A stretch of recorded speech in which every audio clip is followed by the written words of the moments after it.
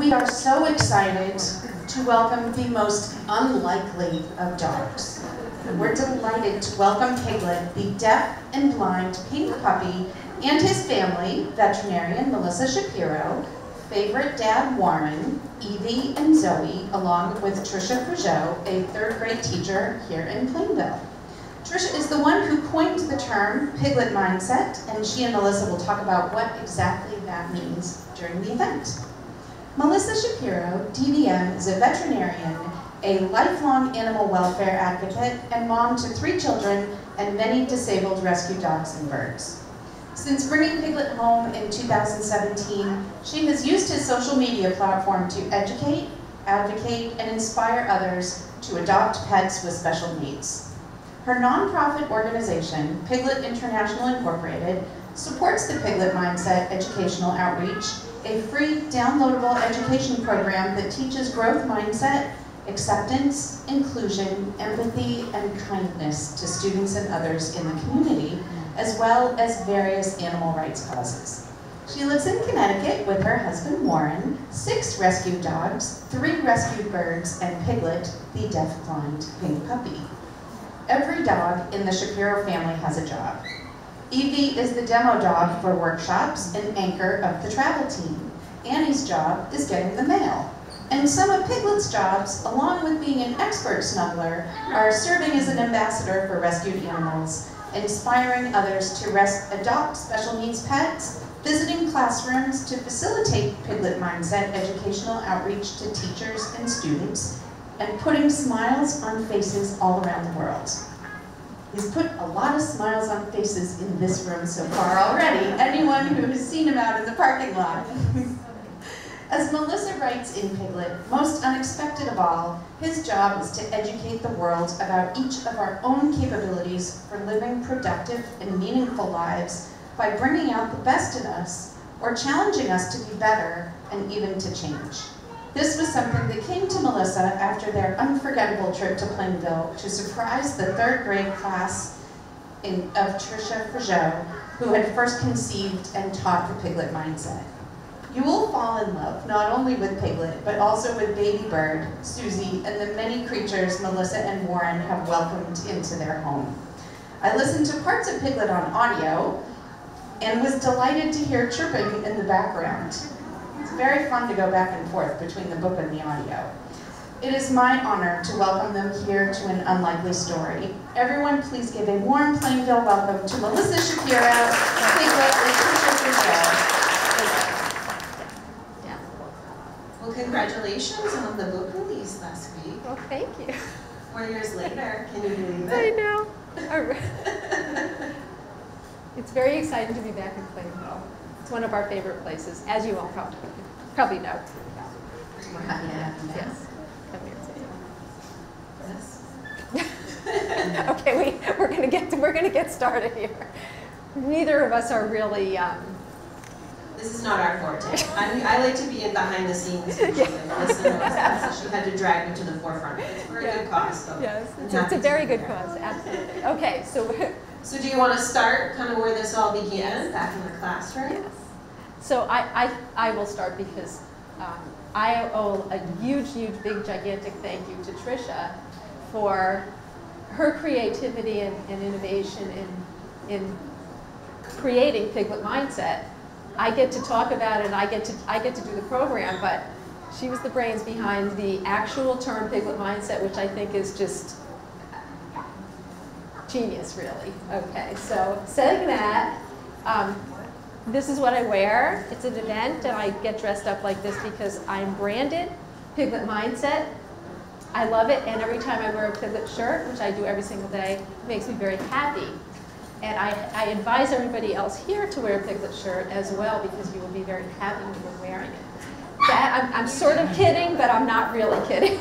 And there are many other on Bonfire, many other products that complement to the bag that she just gave me today as a treat. Yeah, no, I'm not actually not here to sell T-shirts. I'm just explaining. No, I'm just explaining why I'm not dressed up. You know. Okay, so we met on Facebook back in July 27, 2017, and in the book. all of the text back and forth is included. I think it was important to include because it was really the ground base of what we were going to end up doing with Piglet. And when I decided we were going to adopt him, I wanted him to have a productive, meaningful life and not be a lapdog like Zoe. Because I had a lapdog, Zoe, and Zoe, as you can see, is an amazing lapdog. So Piglet loves his dad. So it was kind of nice when he came because we didn't really have to, there was no problem. I already had a lapdog and he didn't have one, so he got that dog. But so we met, and Trisha said that she wanted to show Piglet videos to her students, and when she did that, I thought, what a great idea, I'll make a video for Trisha, because she should have a personalized video to show the kids, not just what's on Facebook.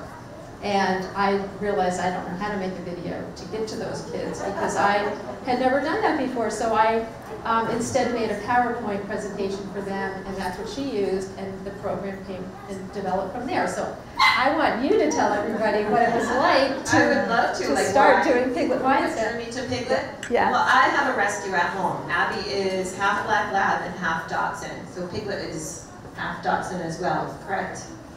Yes. My Abby's much bigger. The lab kind of balances it out. But anyways, on social media, when you like a lot of Dachshund things, other things get recommended to you, and that's where Piglet popped up. And I was like, what is this Piglet? No, the way it happened, I was trying to find him a home, and I found Dachshund rescue groups to post him. And you must have found out about him through one of those groups. And then found our page. I don't because you have part Dachshund and you're following Dachshund pages, but he was being posted on those pages. Yeah. And at the time in Massachusetts, we were kind of unveiling the social and emotional learning standards and growth mindset versus a fixed mindset. We had kind of played with it the year before. So when I saw some of Piglet's videos of him bumping into furniture and kind of maneuvering his way around and napping, I was like, wow, what a great way to show growth mindset, and stretching your brain against challenges and those sorts of things. That's kind of how it happened, and I started showing them to my students, and I happened to send her a little message letting her know what was going on, and she messaged me back and said, I'm going to send you a video just for your students. That's kind of how it came to be. It was quite a nice thing. So, I'm just wondering, does he need to have... Oh, do you think he needs to go pee? Okay, I'm sorry. So, here's the thing. This has nothing to do with him being deaf or blind, but it does have to do with us treating him like a child and doing whatever he needs. Look at, because he is a prince. So I know Warren has been very vocal about, if a Piglet movie ever comes to fruition, Warren thinks that Will Ferrell should play him. So my question for you, with that in mind, you've never said who you think would play Dr. Melissa Shapiro. Who do you think that should be? The truth is, the last movie I went to was when my son, who's 24, it was 11. So I don't know anybody who would play. I don't even imagine there's going to be a movie, but we'll see. It would be fun, for sure, but yeah, you can pick whoever. Well, I do love that in the book, knowing you both, you kind of have this humorous banter between the two of you. It's just kind of part of who you are. No, it's pretty fun. But I love that it's showcased in the book. So I don't know if many of you have read the book yet, but there are a couple Warren quips that made it in there, that are very Warren. I don't want to give everything away. But with that in mind, how many years is it you've been married? 30. 30 years, wow. That deserves a round of applause. Okay. That we're still together. No, I love it. What do you think, like if you were giving advice to someone just getting married, what would you say is like, No. key? There's no key. Other than a big love of dogs. No, what Warren told me, that the one thing, our book, when we're talking about the book, there's a lot of dog training, parenting, we talk about our marriage some, but there's no advice, because we don't give advice. Because Warren says, anyone who's giving advice means they probably shouldn't be giving advice. They didn't probably succeed at it to start with. No, there's no advice. I have no advice. Just go along with it. Oh, well, I do have some advice. Piglet Mindset. See, I didn't know there was a Piglet Mindset until Piglet came along, but we really, I think Piglet Mindset is our values and a theme that I probably have had anyways all along. So I think that it's... Well, I think that started after reading the book. That started when you were a child. Like, I enjoyed some of those stories about, you know, you and the ducks, keeping the boys from throwing the rocks at the ducks. Yeah, through high school. Yeah. She wrote an essay in high school talking about they were going to do a fundraising with Donkey Ball. And she wrote an essay to the principal, I believe it was. No, actually, I went and met with one of the heads of one of the houses in the high school, because I don't know if anyone remembers donkey basketball, but they schlepped around donkeys in big trucks to high schools and other places, and then they would come out and everyone would sit on a donkey and throw baskets into the basketball nets. And we really, I was very much into animal welfare back then, and I met with him and I said, I don't want you to do this anymore. You can find something else to have fundraisers, but this is cruel to animals.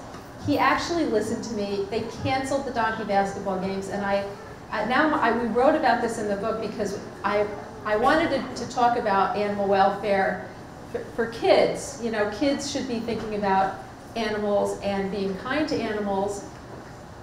And that was something that I did when I was very young. My parents, who are also here on the side over here, that's my mom. I don't know where's my father, somewhere else. But anyways, so back then, the Humane Society of the United States, which a lot of kids know about, there were no computers, so there were no websites. And you had to go by mail to learn about these sorts of things, what they were doing to farm animals, what they were doing to puppies. It's all the same stories now because nothing has disappeared, but hopefully there's more awareness now with the internet. But for kids wanting to help animals, I was one of those kids, and I got their bulletins in the mail, and I did little fundraisers for them. And then as I got older into high school, there were opportunities to get involved with animal welfare groups in the area where we were living. And so I was aware that donkey basketball was a really bad thing for animals. So that's why I did that. But one of the things I want to mention to the kids that are here is that if you are interested in helping animals, one of the things that the Humane Society of the United States has is a birthday party fundraising program where you can have your birthday party, not get presents, but get donations that you then donate to the Humane Society or another organization. Maybe there's a dog rescue in your neighborhood or in your town. So I always like the kids to suggest that the kids also make some sort of informational packet or letter to their friends. They can email it, make poster, this sort of thing, so that they're educating, fundraising, and feeling really rewarded. Yeah, that's great. Thank you. So I also enjoy in the book, I know when you're on social media, a lot of times we see mostly your pets, your fur children, your feather children, but I also enjoyed in the book getting to know your human children. So I'm going to give you some mama bear time, and I'm going to let you hype them up a little bit, because I know they don't always get the spotlight. Yeah. When you talk about a meaningful life, I know you're very proud of them, because we've talked about them before. If you could pick what it is that you enjoy about each one, or that you're most proud of, what would it be? Okay, I will start crying now. That's but okay. I'm going to try not to, because my daughter Ellie just graduated college, but the last year and a half she's been home because because of COVID, she didn't go back to school. So she finished her senior year at home, and now she actually is going back to school for a master's degree. And I'm just like, I can't believe she's actually going to leave. We cook together, we take walks together, and she's very pleasant to have around. So I'm kind of feeling really happy for her. she even tracks me on my phone. So I'm taking, like, if she's not, she went out, I don't know, a couple weeks ago, she went out and took a walk. And I then took the dogs for a walk, and I was like, okay, I'm going alone. Like, I'm finally alone with my dogs. And then I'm walking up this hill, and I see her coming around the bend. I'm like, what are you doing here? She's like, oh, I saw where you were. And then she came to find me. So Ellie's going up to school. I'm very happy for her. That's a big moment. Back to school. And for a master's degree. And I don't know the other ones, Rachel. Everybody's doing something very nice. That's all I can say. Share about the other two. Okay, so it's it, but this stuff is in the book. That part about Ellie is not in the book because that's just happened. But Daniel is my son. He's 24, and he is a musician. And he is now thinking about going back to school to be a teacher because music isn't exactly a place to find jobs. So I'm happy for him about that. And I'm also happy that he's been home because I get to listen to him playing the horn every day, which one of the things that we have in our book is that our kids did play music, and they all did very high-end music. There was a criticism on Amazon that our family seems a little too perfect, and I can assure everyone that we're nothing close to perfect at all. We highlighted the positives in the book because we wanted it to be a positive book. And we weren't looking for a reality show, trash, nothing. It's really the highlights, so we wanted it to be positive. And one of the things our kids did was that they did play music very intensely, and in place of that, replacing other things that they might have done. So there are some regrets about that, but they did not clean the house as part of the chores, they did practice. Truly, they did practice 2 or more hours a day, most days, on their instruments. So that's the reality of it. But anyway, our daughter Rachel lives in Germany, and she graduated from Oberlin with a music degree in piano. Now, all our kids are very, very fine musicians, but she realized really, really quickly before she even graduated that she was not going to go into music. So she studied on her own to go into finance, which she did. And that's most impressive because she literally never took a course in finance. And now she's working in a private equity firm in Germany. And pretty proud.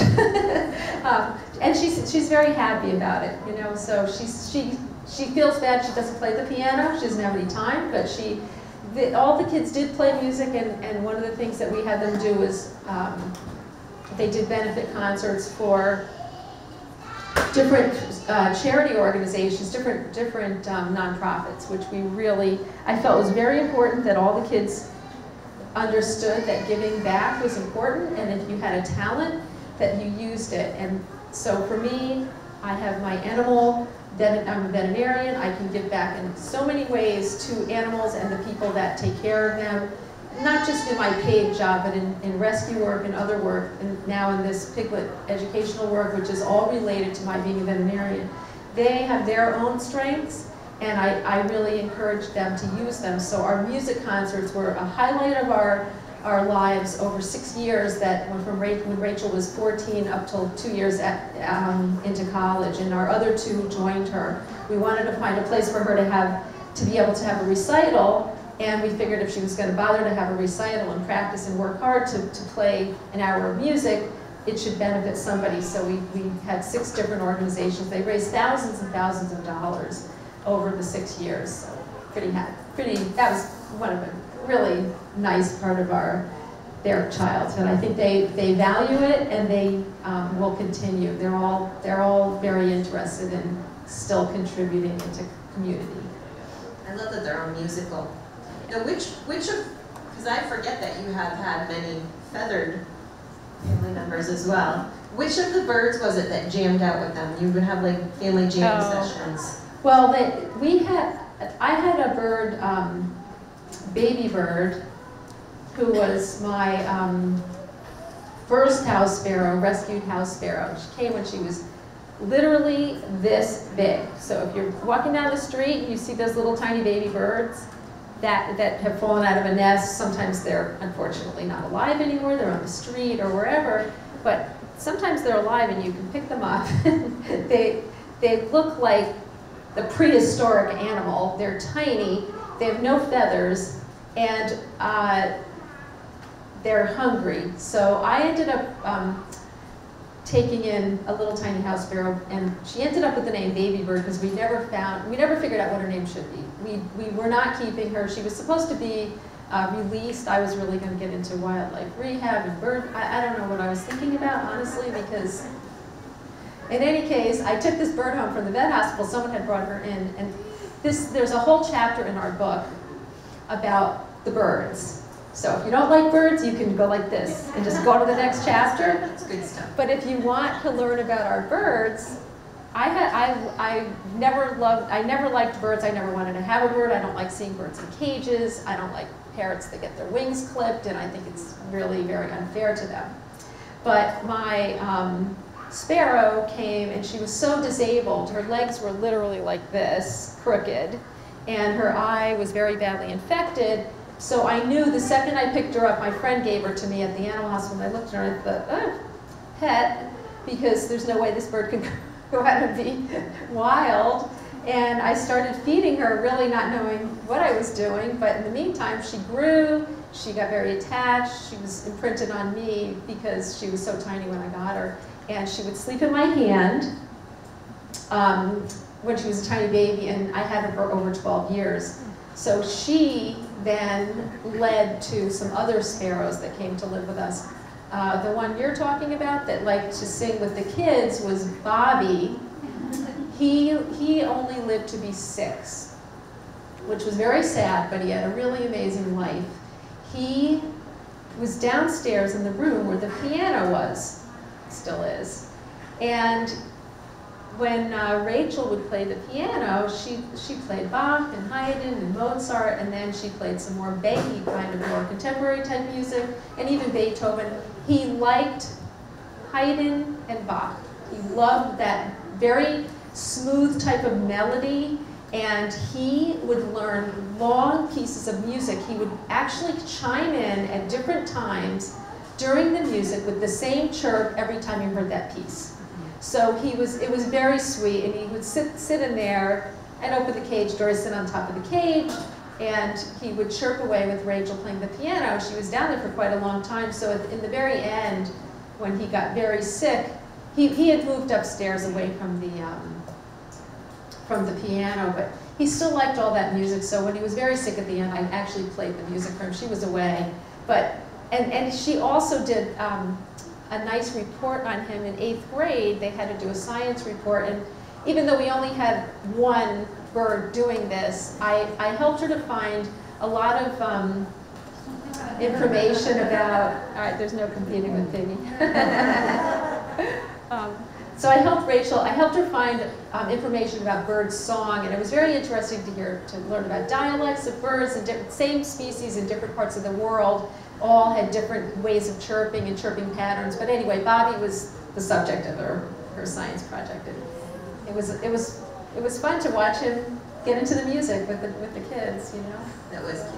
Yeah. So everybody's seeing Piglet as he is now, and Piglet is very different than when you first got him. When you walked into was it a Petco? The Petco in Milford. And they handed him off rather quickly, and you ran out the door. Do you want to explain the changes from what he was and how you helped him get to where he is now? Because I mean, we see that, and it's hard for us to imagine his origins. Okay, well, here's one thing that our daughter Ellie has said to us is that we've got to come clean. He's not all that you see on Facebook and Instagram. There's the other side of Piglet, but Piglet is a very, you can see what he's like here now. When we first got him, he was really very anxious and very upset. Once he wasn't anxious and upset anymore, he became a confident, really feisty dog, which he is. And I do show videos of him acting wild and crazy. And he likes to chew. I don't know, he's normally sleeping at this hour. I don't know why he is still jumping around. He probably wants to do his Piglet show, and he's probably waiting to do the Piglet show. Oh, sorry, Zozo. So I think that we should probably do the Piglet show. And I could talk to you a little bit about how, and I don't know how many of the kids in here have been to a virtual visit with us, or you don't have it, none of your students are here? I have, my last year was a remote third grade year, and I actually have quite a few of those students. Raise your hands if you were in my class this past year. Okay. So they're here. That never got to meet him in person. But you never saw it in person. Okay, so you all saw the tap signal demo. Because I showed that to you. So I'm sorry we're going to repeat it, because there are other people here who haven't seen it. We don't mind. Do we, boys and girls? So I think that we'll just do the Piglet show, and I'll show you how I actually taught him to do tap signals, which really helped him to settle down, because once we were connecting with him, one of the things that was really important for him was to know that he wasn't alone, and that he was going to have a routine, and that he was going to be part of a family, and not just sitting there on a bed not knowing what was coming next. So I'm very routine oriented.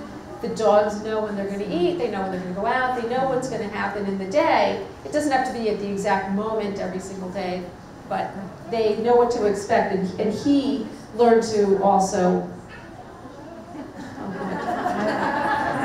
he also learned to expect what was going to happen. So, all right, let me, should I, can I just talk, or? You want me to hold the microphone for you while you talk? Piglet loves to do his shows. I'll use this.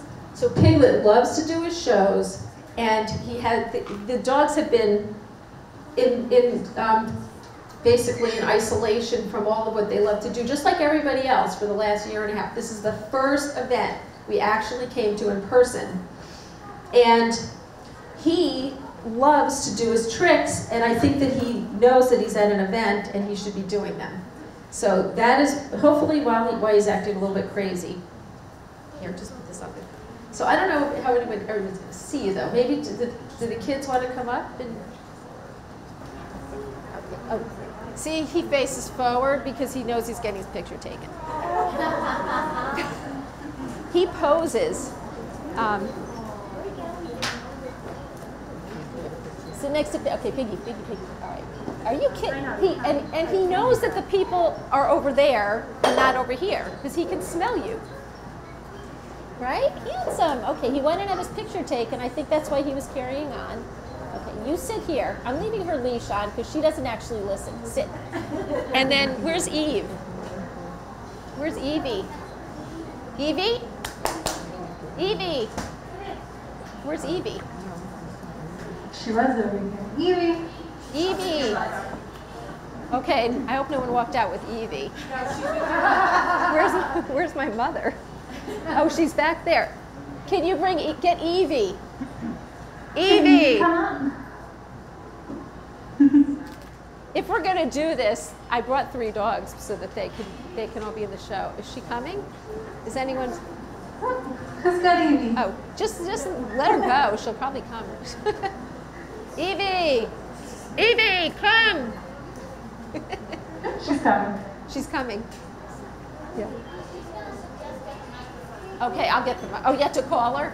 You know what, though? I don't know if she'd know where I was. Here, sit down here. Can I hold the microphone for you? Oh, sure. Wait, is someone bringing Evie? Oh, my father's bringing Evie. Okay, here. Okay, yeah, because I need both hands. Come on, BT. Come on, BT. Up you go. There you go. Okay. All right, here. You sit over here. Okay, sit. Okay. All right, so when Piglet was tiny, and a lot of you have seen his videos, he didn't know any tricks. He didn't know sit, he didn't know down, he didn't know anything. And one of the things that's important, I teach all the dogs the tricks, that they should be attentive and looking. It gives them something to think about, and it's a lot of fun. Also, when your dogs sit, stay, and look at you, you can take their picture. Where if they're not looking at you, you do not get a good picture of them. So as you can see, look, and they see how they look up. So it's very nice. I'm not a dog trainer, but I'm just going to tell you what I do with my dogs. But with Piglet, he needed to learn also, and it's what's so much fun about them really is that they all have they have their own way of learning. So Piglet, I touch. These dogs I talk to, but I also give them hand signals. So a deaf dog, you can do sign language with. A blind dog you can talk to, and a deaf and blind dog you have to touch. So you come over here. So just like any dog, when you hold food up above their nose, like that, well, he said, but you hold food up above their nose, their butt's going to go down, and they're in a sitting position, and once they're in a sitting position, you give them a treat and tell them that that's what you wanted them to do, and after a few times, in dogs that can hear, you might use a clicker and a click to indicate that that's what you wanted them to be doing, and then you reward them. In his case, I started tapping him on his chest over here to tell him, okay, that was what I wanted him to do, and I give him the treat. So Piglet, I'm going to show you all the tricks that he knows. All right. So, and once he was sitting reliably with just the treat, I started tapping him back here for to signal that meant sit. So sit like that. Okay. What should I do with this? I don't think anyone's going to be here. I don't know if they'll be able to hear me. So come here. You sit like this. So in order to get him to stay, I would just stand in front of him, and for a second or two, and he would hold still, I would give him a reward.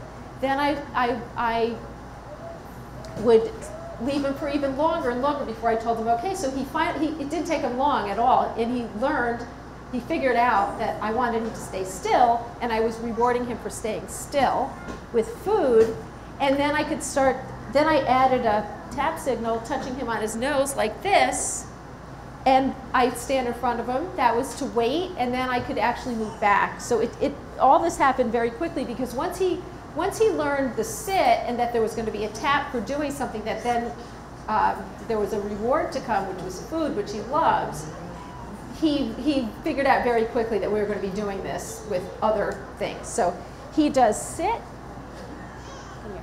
He does down, he does wait like this, and I can walk around him and do whatever I want. This is a little crowded over here. And let me see. Since he's waiting here, so go over here and sit next to Piggy. So you're sitting over here. Okay, I'm going to take this off. Good girl. You stay right there. Piggy, you're waiting there. And hang on, we're going to do this. Hold on, I'm going to go over here. Okay, you go sit over here next to Piggy. Sit over there. Okay, you sit. You're not on the towel. It's fine. And then I can line up all of our dogs, because they all know to sit and wait. They all know look, and they all know their names to come. Sit. You wait. Okay. So then I'm just going to go over here. No, Evie, sit. She probably has to go back to it. Okay. Okay. So Zoe, Evie. Okay. Now sit. Come here. Sit. Okay. Now wait, and then. And then he comes, and he knows. I taught him to. If we blow to him, then we don't actually have to go make contact with him, and he'll come. But we can only do it in a small area. Probably you might know why. Does anyone have an idea why we can only do it? Why do you think? Right. So if I'm blowing to him, it's got to reach him. Okay, you go sit. Go sit on the towel. Go sit. All right, sit over there. All right, sit over here. Sit there. All right, you're sitting on top of Piggy. Get over here. He's not going to like that. Okay, wait right here. So if even in the house where I have him in the room, sometimes if the air conditioner's on, it blows my breath away from the dog, and then he doesn't know where I am. So you sit over here. Okay. So he does know to blow to him. I'm just going to give them a little treat because they're actually being extremely adorable right now. Okay. You chew, and then Piggy. Okay. Okay, so now the problem is these two they get in the way for Piggy. All right, let me move them back over here. Okay. Okay, come here. You come here. Zozo, come here, sit. Here, turn around this way. Look, Eve, sit. You sit. He's not done yet. Okay. Okay, sit here. So the way that I call him to come also is under his chin. I give him a little, no, you sit. You're not. She wants to have the food. Okay, so did you see how I went under his chin to call to him? And then, this is the cutest trick that he does. Okay. You come here and do down. You're annoying. He's annoying. You're Zozo. No. Okay, I didn't call to you, Evita. Okay. They think they know what I want. Okay, no. Stay right there. Okay, Piggy, you come here to me. Sit. Okay, so watch this. Okay, so I don't think everyone could probably can't see it. I think if I put him up here, can more people see? Yes. Okay, so I don't know if he'll sit next to me. Let me see. No cookies for you. Sit. Okay, now watch. No, come on. There he goes. Okay, now this, he likes to give his, if I touch him on the other side, he wants to give me that. Okay. Here, he's a little guy. Okay. And then, I don't know if however many people watch Instagram and Facebook, but you all know, if you watch him, that he really likes to go pocket diving. This is a little bit tight in here, because these are not loose pants, okay. And he'll even eat it in the pocket, because then he knows he's going to have access to more. Okay. Okay, you go there. Here you go, sweetheart. Okay. So, let me see. And eat. Okay. He's eating his cookie. Okay. So Melissa, this question is, has Dean maintained his leader of the pack role? Because he's kind of the quiet leader. Yeah. So you can think on that while you're putting the leashes on. Okay, I have the answer for the Dean. The Dean question. When Susie died in April, everybody knows Susie was the leader, and she did it in a very quiet way. It wasn't like everybody follow me kind of leader role, because Susie was really gentle. Hold on, come here, you get over here. So the dogs were really quite disoriented and really shockingly needed some guidance. Okay, wait a second. I think that's Piglet saying he should be the leader of the pack. No, Piglet does not want to be the leader. Okay, come here. I just want to put their leashes on. Give me 1 second here, okay? Oh, no. Oh, jeez. It's terrible. Okay, hold on. Okay, he's okay. Come on. Okay. Is that going to be on TV? One of the things that I'm really careful about safety for this dog, I preach and I'll let him fall off the stage. Okay, so Dean is very quiet, and he, none of them really are leaders of the 6 dogs that we have, because they were all following just Susie's lead of being congenial and really very comfortable together. And they all just do everything together. I probably lead them more than I'm giving myself credit for, because I say we're going for a walk and they all come, and whatever we're going to do, they do. But not in any kind of domineering kind of way. Diving in the bucket. He's really, so Dean, we went on a walk, and Dean was the protector, because 2 big chocolate labs came flying through their electric fence, and I'm there with 6 dogs, 5 dogs, and then Piglet on the stroller. And the dogs were getting really crazy. Zoe is a lunatic when she sees another dog, and Dean was like going in between those dogs and the rest of us. And he was doing it in kind of a mature way. Now what is he doing? He's never been this obnoxious at an event. I give him credit. He loves it. He loves it here. What are you doing? What are you doing? So anyway, Dean is really not the no, don't do that here. Dean is not the leader. Zoe wants to be the leader, but she does not lead in a way that we want to be led. So Piggy, not the leader. Annie is very shy. She's not a leader. Evie couldn't care less to be leading anybody, because she just wants to be petted. And And Gina is just an organizer, but not a leader. So there's no leader, and Dean is not a leader either. You're the leader. I'm just on yeah. The next question comes with a little picture, so I'll show you in a second. It says, is Evie named after the Pokemon character named Evie? Thank you, Kyle. P.S. We have a piebald Dachshund named Juju. And there's that's a Pokemon. That's so cute. Okay, well, Evie is named Evie because she was found in a box outside a kill shelter in California, wrapped up in the box, taped up, and her name, Evie, was on the outside of the box. So the story is in the book, but she was not named, maybe the people that had her before us named her for that character, but we decided to leave her name because she liked it, and we liked it, and she's Evie, but probably not related to anybody else. What has been the most difficult thing so far to teach Piglet?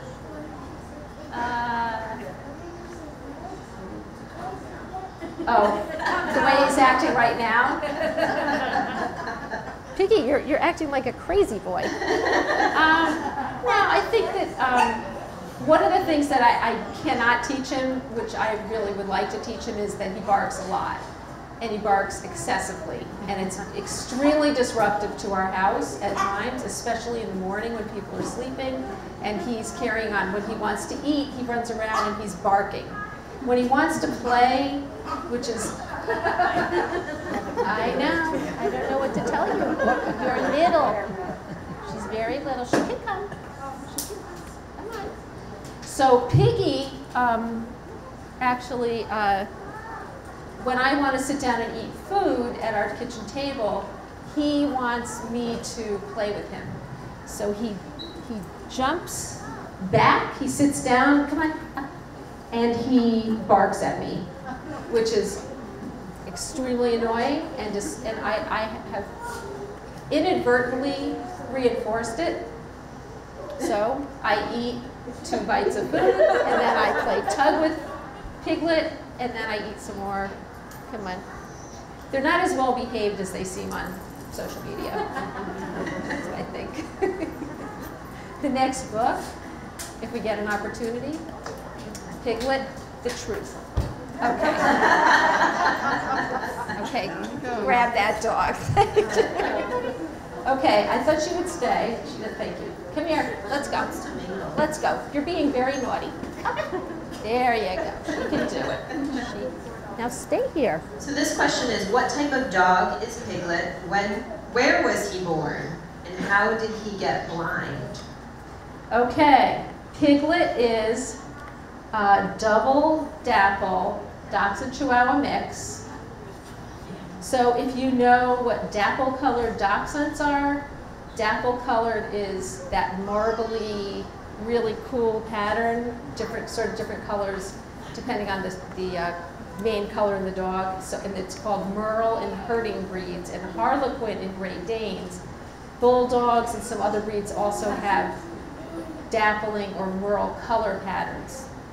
When the two parents are Dapple colored, the puppies run the risk, it's a 25% risk, that each puppy will get the 2 Dapple dominant genes, and that is called double Dapple.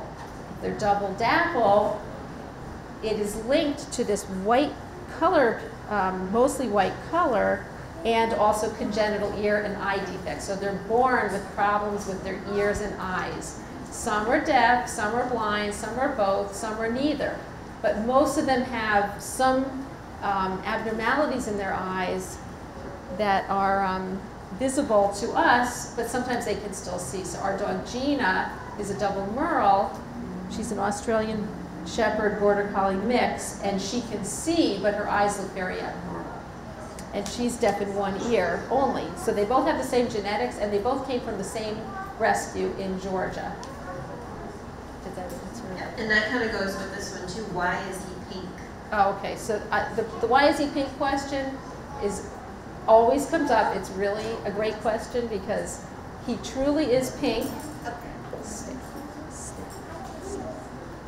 He is pink because if you look at him, he has a pink nose, first of all, and that's part of being double dapple.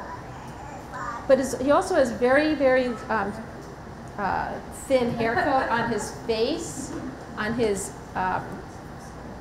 head and his ears and his feet. So the pink skin shows through. But if you look at underneath him, oh my God, this is really, he's a little nuts. He's completely bald underneath, so he's very pink. So he's completely bald underneath and he's pink. So that is why he's pink. It is probably primarily because of his breed mixes, because both of those breeds tend to have thin hair coats, especially on their ears and their head. You are really cuckoo head.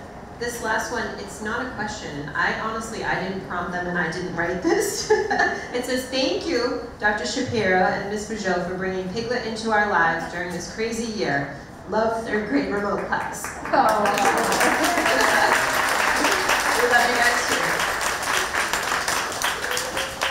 We're really, really happy that all these kids came today. And I want to make sure, because we were talking about just book things and, you know, but my kids, I don't know how much interest they have in that, but if the kids have questions, we really do want to answer them, because that's really what Piglet Mindset is about.